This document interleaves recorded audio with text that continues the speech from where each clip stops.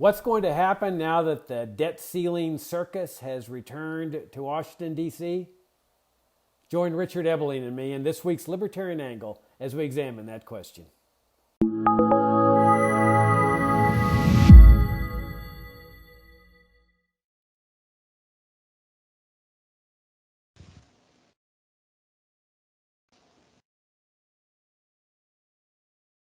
Hi, I'm Jacob Hornberger, president of the Future of Freedom Foundation. This is this week's Libertarian Angle, the show, as you all know, that brings you the principled and uncompromising case for the libertarian philosophy, for the free society. I'm joined by my co-host, Richard Ebeling, professor of economics at the Citadel. Richard, good to see you again. Good to see you too.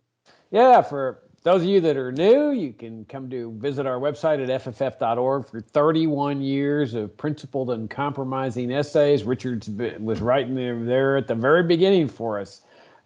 And we've got a fantastic daily email that goes out daily that we have striven for many years, or strived for many years, to make the finest libertarian commentary page on the internet. We've got a monthly journal, Future of Freedom, that Richard writes monthly for. And of course, I invite you to subscribe to this YouTube channel. Okay, Richard, before we get to the topic at hand, I have a pop quiz for you. You ready? No. All right, well, we're going to... Wait. Viewers and listeners, do you see what I have to put up with? This is for years now. Hey, look. Okay, go ahead. This is what you do to your students, and this is a pop quiz. You don't know what's coming. I didn't forewarn you. We're going to talk about the debt ceiling circus that's come back to Washington, and the debt ceiling circus comes to Washington every few years or so. But here's the pop quiz. Whose birthday is it today? Ludwig von Mises, the famous Austrian economist. Oh, A+. Born in 1881 in the city of Lemberg, in the far eastern reaches at that time of the Austro-Hungarian Empire. It is now the city of Lvov in western Ukraine. You get an A+, Richard. I'm very impressed. Very impressed. I should point out to our viewers that Richard was the Ludwig von Mises Professor of Economics at Hillsdale College for many, many years. And when I first met Richard, he was teaching economics at the University of Dallas. And I was living in Dallas at the time. I was a young lawyer. And I had hired the head of the economics department at the University of Dallas to give me a tutorial in Austrian economics. And we had worked our way we started with Adam Smith and worked our way through the classical economists and went through Menger's Principles of Economics. And we were about to get to Mises's Human Action when he hired Richard, and he says, well, in good conscience, I have to turn you over to Richard because there's nobody in your age group that knows more about Ludwig von Mises and Austrian economics than the guy that I've just hired. So I guess I'm not surprised that you got an A+ here, Richard. Thank you. Now, since you've done this, I have to take a minute to tell. Now, this is a story I've told before, but for those viewers and listeners not heard it. So Jacob approaches me to do this tutorial with him in Human Action, but I just had this new job, as Jacob was explaining, at the University of Dallas, and hired by a mutual friend of ours, Sam Bostaff, and I was thinking, lesson plans, new courses I haven't taught before. But then he tells me what he'll pay me. And it was an offer I couldn't refuse. And so we start doing this, and I'm being conscientious. I'm preparing the lectures, the notes to go over the chapters. And so soon it dawns on me that about half of our time together, we end up talking about libertarian principles and not human action, and who's more consistent, and it's not a leak or something. And then he would invite me out, for lunch most days, after our sessions. And then this went on for about a year or two, I forget now, at least a year. And then he announces that he's leaving Dallas and that he has taken the job as program director at the Foundation for Economic Education, FEE, which was then headquartered in Irvington on Hudson, New York, a little bit about 20 miles north of New York City. And I was depressed. You have to understand, I had a great deal.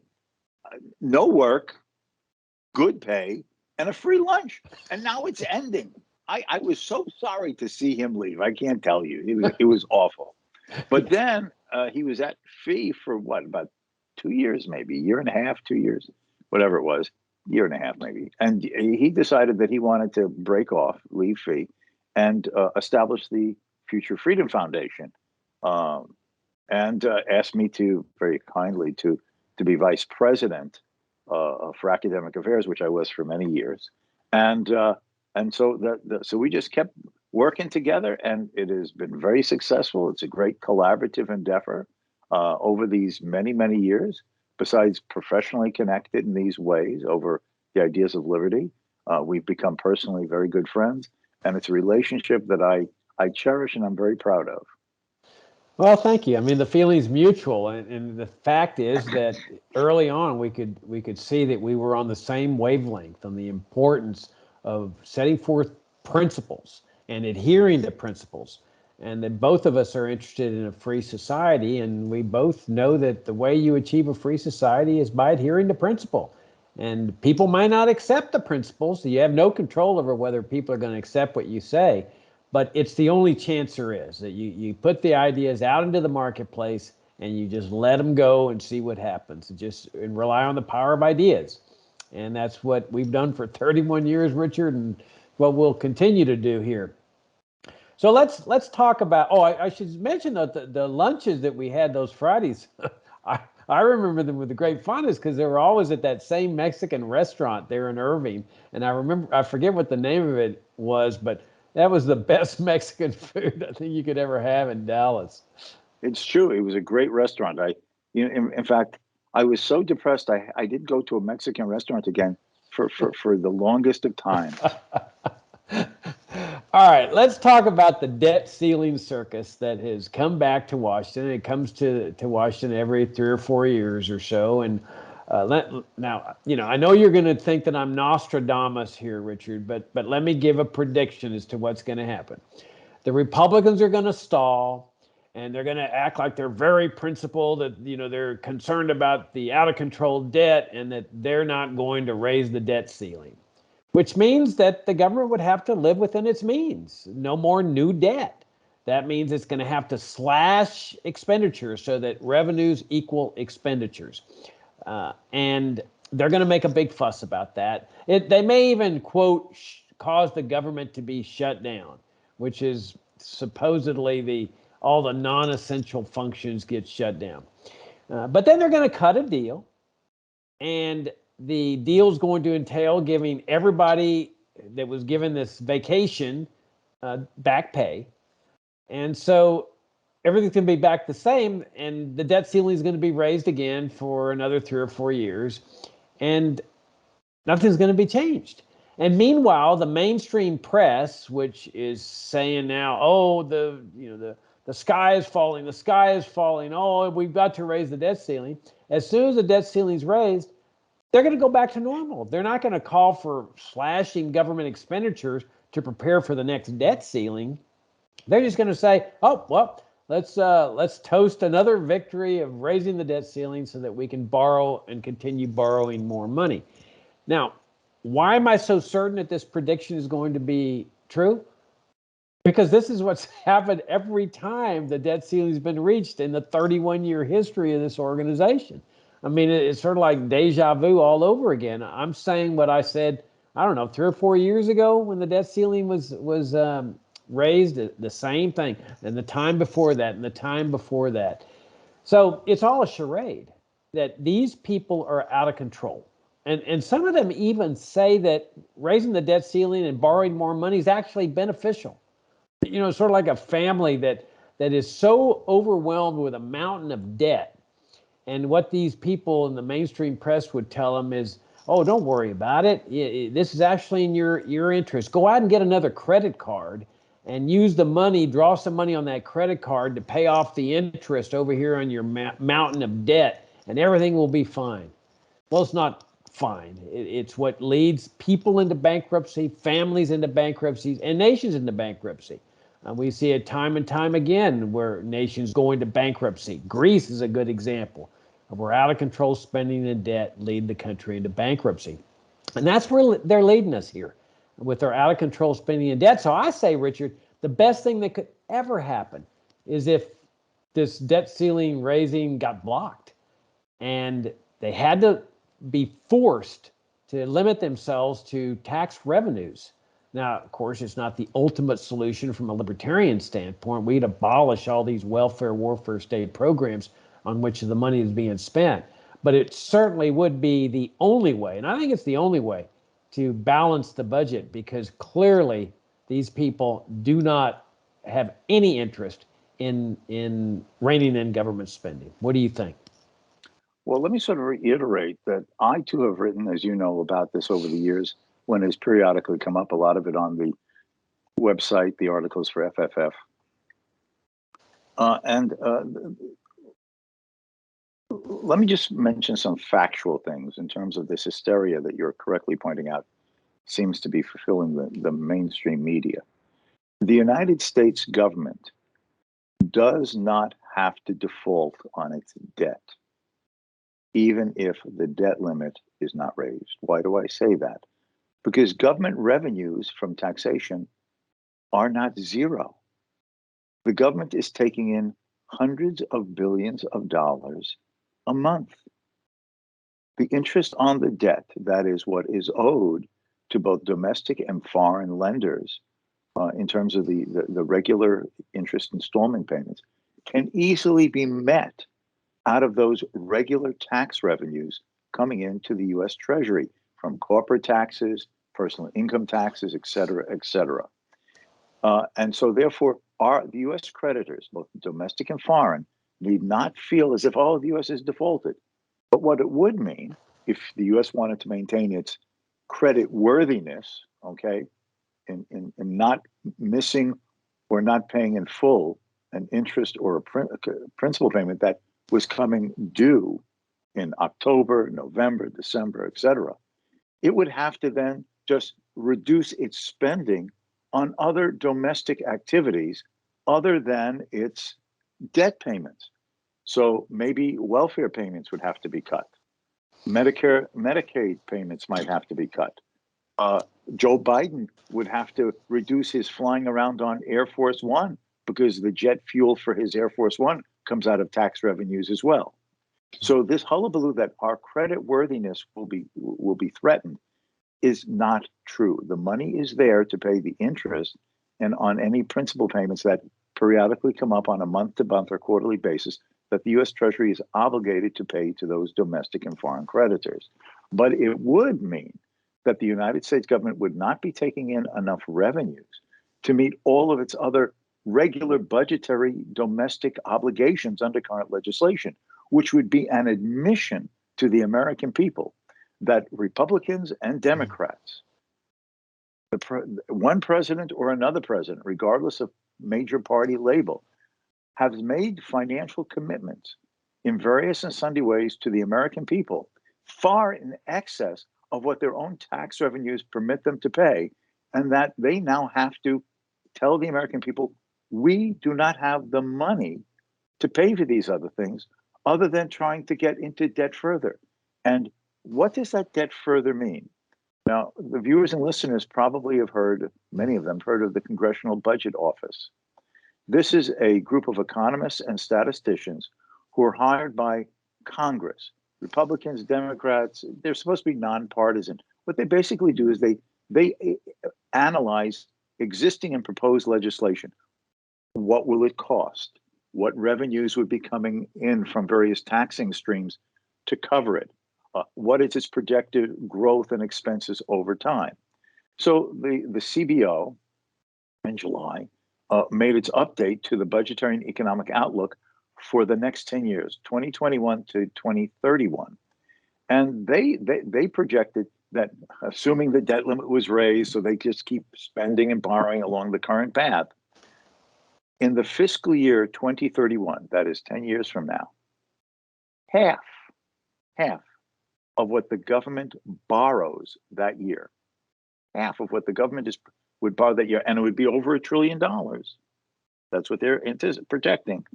Half of the $1 trillion that the U.S. government would borrow in the year 2031 would be to just pay the interest on all of the prior accumulated debt that the United States government had taken on. This is an unsustainable situation. As you were saying, Jacob, imagine a situation where a family or an individual finds themselves so maxed out with their credit cards that they can't even meet the minimum payments on each of them. So they then try to get another line of credit on another credit card to merely pay the minimum interest payments on all the prior debt that has been accumulated.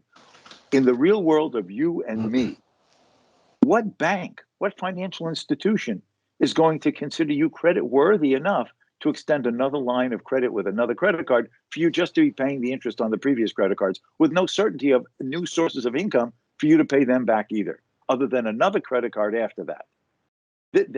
You'd be considered a bankrupt. You'd be considered a financial liability, uncreditworthy, and you would be turned down, and then you would have to go into default. The U.S. government doesn't have to do that because they can just keep borrowing as long as they raise their own debt limit, and the U.S. government can just borrow more, print money to cover all of these financial needs. This is unsustainable in the long run. Now, what is the solution, right? That's just quote the facts of the institutional situation as I see it. But what has to be done? It has to be faced that the government cannot maintain this course of projection with taxes and revenues, which means that it's not a pragmatic decision. Well, let's try to cut back. Let's try to, nuance it. No. In the long run, the only institutional path to economic sustainability that will enable growth and to not have this situation anymore is to admit that the government has taken on fiscal and regulatory and redistributive responsibilities for which it should not be involved. No welfare state, no corporate cronyism, no support for farmers, for alternative energy sources, for public housing, for unemployment insurance, for Social Security, for Medicare, Medicaid. That we have to face the fact that these should be matters left up to individuals in their private choices and decisions in collaborative association, either through charitable organizations or through the economic exchanges of the marketplace for insurance and other expenses themselves. We cannot get off this merry-go-round and this treadmill unless we face the fact that not only cannot we afford it financially in the long run, this is unsustainable. Because at the end of the day, who's going to lend money to the United States government? Oh yeah, Jupiter, Mars, Neptune. Give me a break. Greece could get out of this for a while because the European Union lent them money. The IMF lent them money, Band-Aids, to try to get their house in order. But there is no one to do that for us. So we have to face the fact that precisely because we've been the ultimate major power in the world, economically, politically, financially, that when our finances go south, there's no one to bail us out.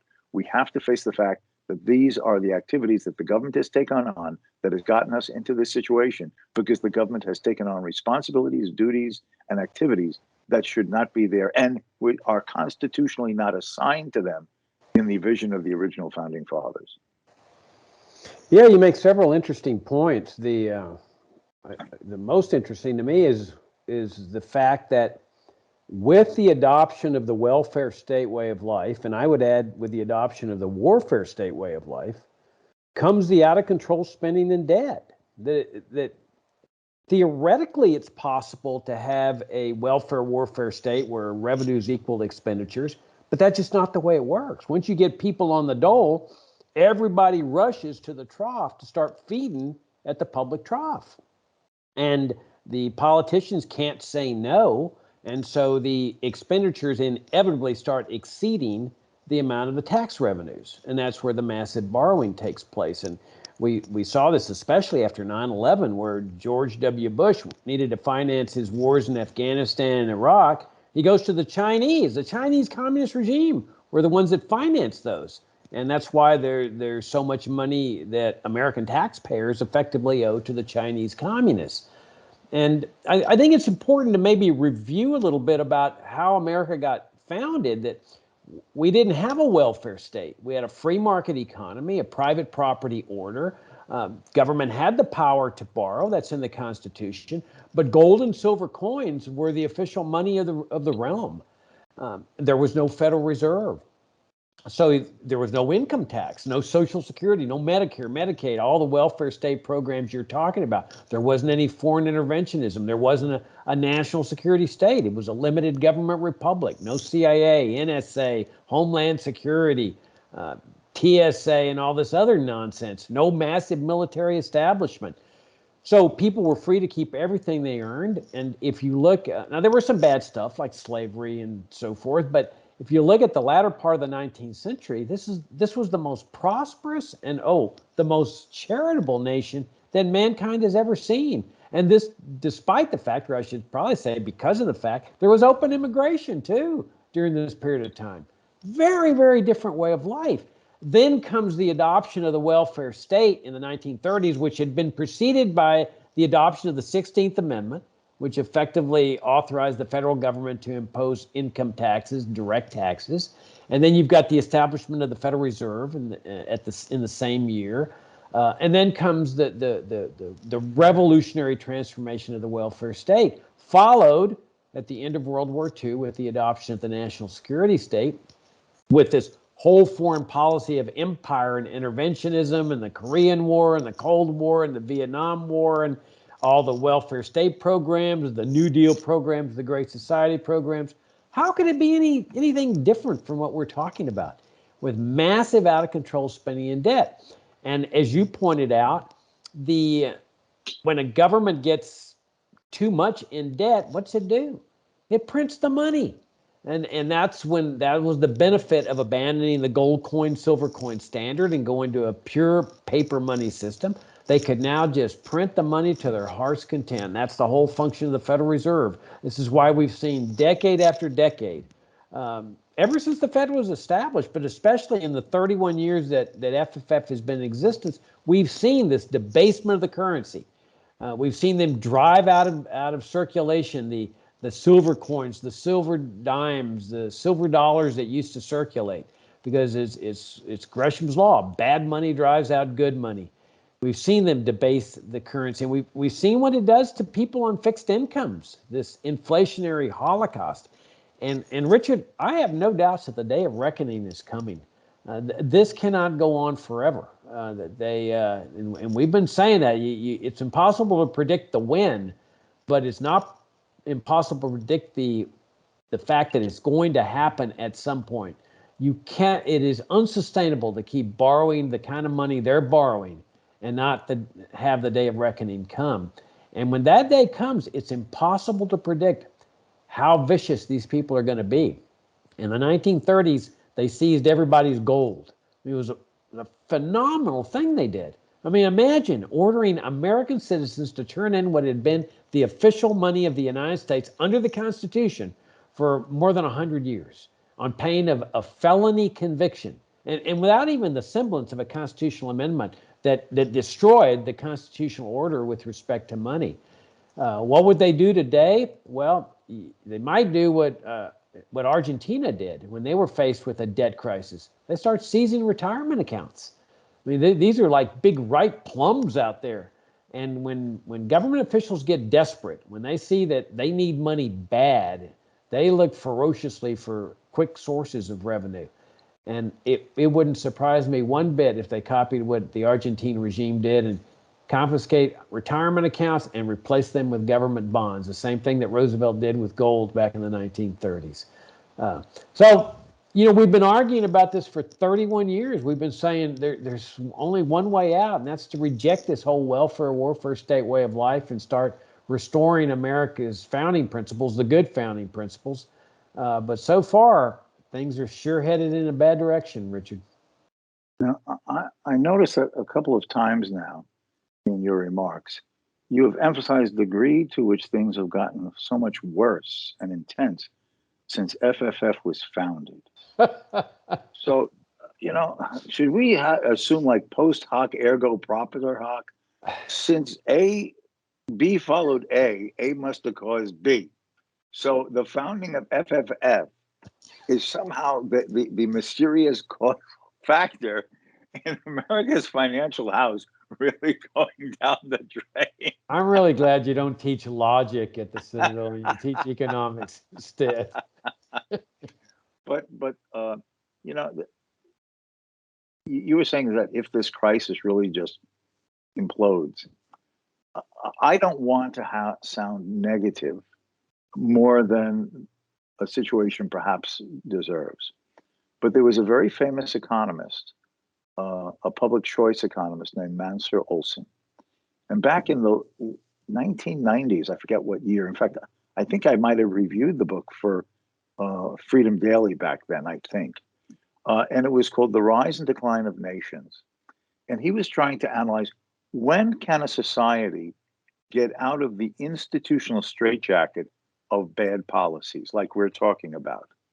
And he was saying is that, looking at it historically, you could only shake up the system, the network of special interest groups, the institutional inertia once these status programs and redistributive and controlling programs are in place with their bureaucracies.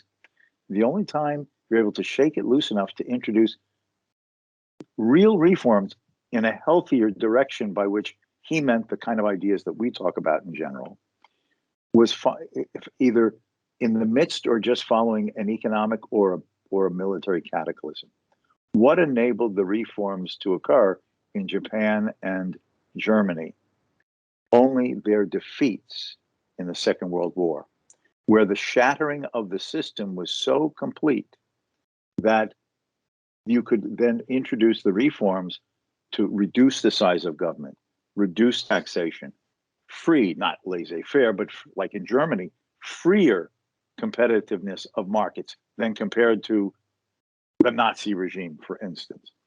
Now, does that mean that we have to suffer some huge financial implosion so the system is sort of shattered enough that real pro-market, individualist, limited government reforms can be introduced?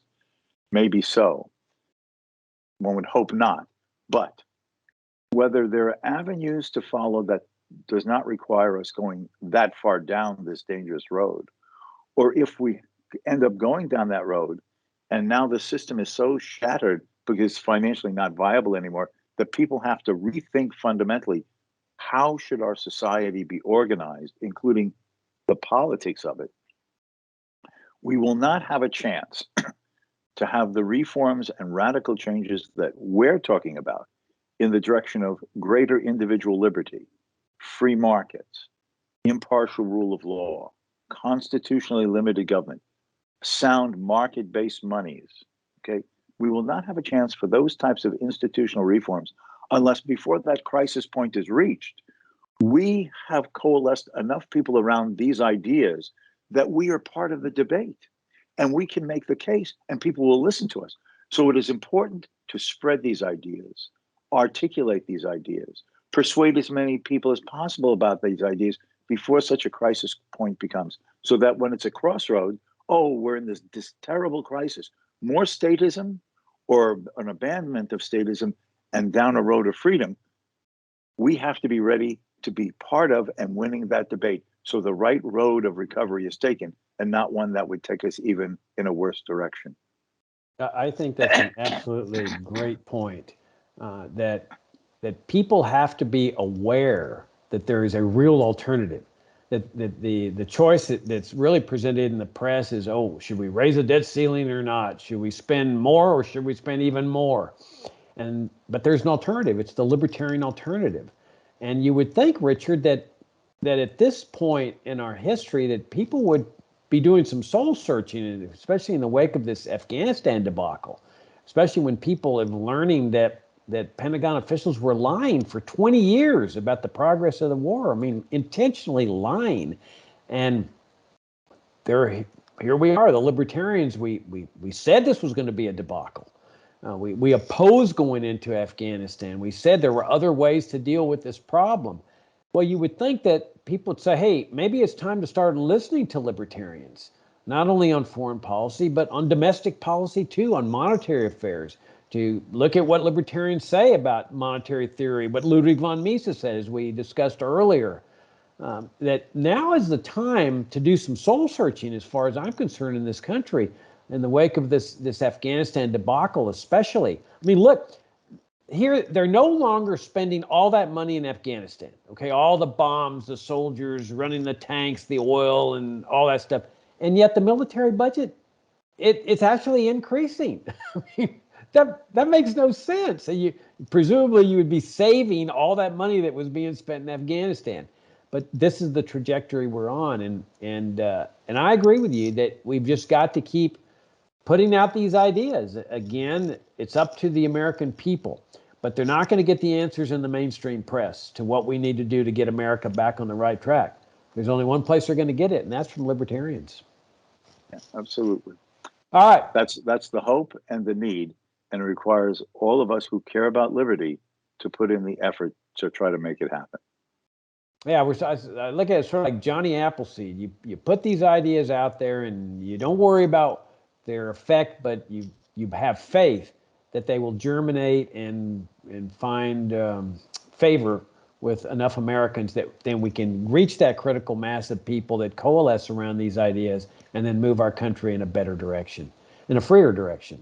So, okay, that's a wrap then for this week's Libertarian Angle. Again, come and visit us at fff.org. Subscribe to our YouTube channel, to our daily FFF Daily, and our monthly journal. And our Civil Liberties Conference continues apace. We had a great talk by Jim Bovard yesterday. He was the third speaker in our series here on restoring civil liberties.